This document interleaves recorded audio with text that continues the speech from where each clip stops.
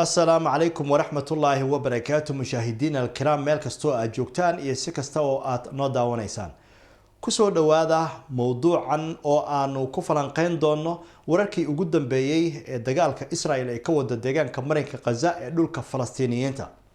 دولة مريكا ayaa waxaa kasoo yeeray hadal aan farxad gelinayn Israel kaasi oo u muuqda markaa in khilaaf uu ka dhex aloosi kara Mareykanka iyo Israel kadib markii dowladda Mareykanka ay sheegtay in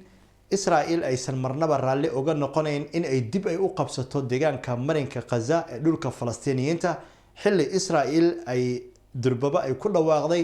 in ciidamadeeda gudaha ay u galeen deegaanka marinka Gaza ee dhulka Falastiiniyiinta isla markaana halkaasi ay kula dagaalamayaan kooxda Hamas afhayeenka dhinaca amniga ee aqalka cad ee Mareykanka ugu qaabilsan ninka lagu magacaabo John Kirby oo saxaafadda la hadlay ayaa waxa uu sheegay in dowladda Mareykanku aysan raalli ka ahayn in Israel ay dib ay uga qabsato Falastiiniyiinta Gaza waxaa sidoo kale uu afhayeenku uu sheegay in Israel iyo Mareykanku ay yihiin laba wadan oo saaxiib ah laakiin taasi macnaheedu ma ahan buu yiri in Israel iyo Mareykanka wax walba ay heshiis ay ku yihiin hadaba hadalkan ka soo yeeray dowladda Mareykanka ee u muuqda khilaafka ayaa waxa uu imanayaa xilli cadaadis xoogan ay xukuumadda Washington ay uga imanayaan wadamada caalamka kadib markii wasiirka arrimaha dibadda ama xogayaha amuraha dibadda ee Mareykanka Blinken wadamo badan uu ku maray booqasho isagoo taageero u raadinaya dagaalka Israel ee ka wado deegaanka marinka Gaza ee dhulka Falastiiniyiinta taasi oo uu wajigabax uu kala kulmay dalal dhowr ah meel walba uu tagana ay muuqanaysay markaa in lagu mucaaradayay amaba lagu warinayay oo aan raalli looga ahayn in Israel ay gumaado dadka shacabka ah ee Falastiiniyiinta masaakiinta ee ku sugan wadankooda hadaba warkan waxa uu imanayaa Mareykanka toddobaad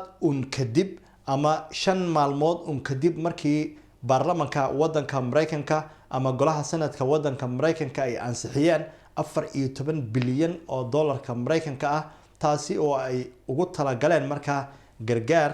ama lacago taageero ah oo ay markaas u fidinayaan Israel si ay markaa dagaalka ay ugu gasho geesta kalena wararkii ugu dambeeyay ee Israel iyo Falastiin ayaa waxa ay sheegayaan in dagaalka iminka bil jirsaday ee bilowday 7 bishii October ee aynu ka soo gudubnay in ay ku dhinteen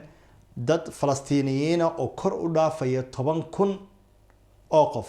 halka marka la barbar dhigo dagaalka Ukraine oo socday muddo 620 maalmood ah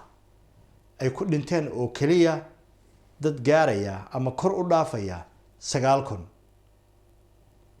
dagaal muddo sanad ah socday iyo dagaal muddo bil ah socday ayaa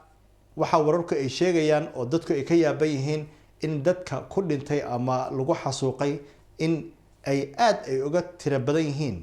dadka markaasi dagaalka sanadka socday ku dhintay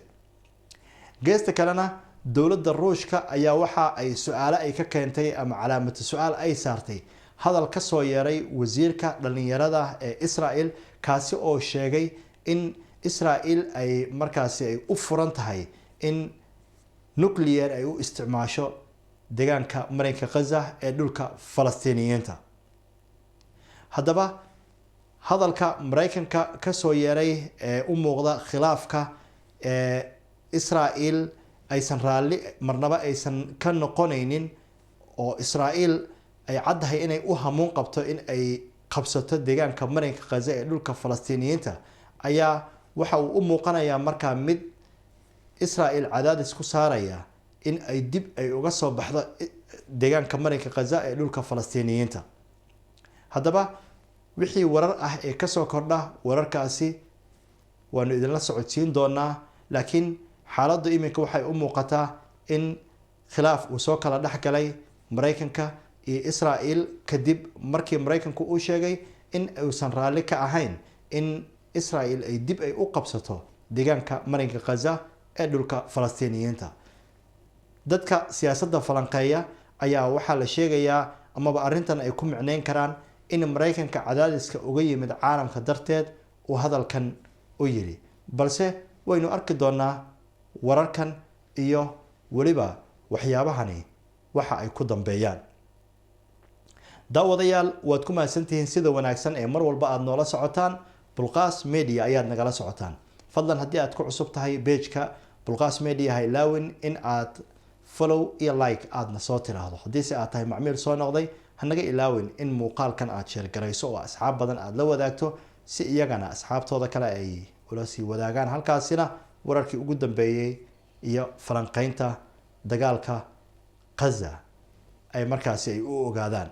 wixii talo iyo tusaale ah waxaad noogu soo qori kartaan dhinacyada commenteska iyo messageska. aad ayaad u mahadsantihiin. rabbiga ha idinla jiro. salaamu calaykum waraxmatullaahi wabarakaatuh.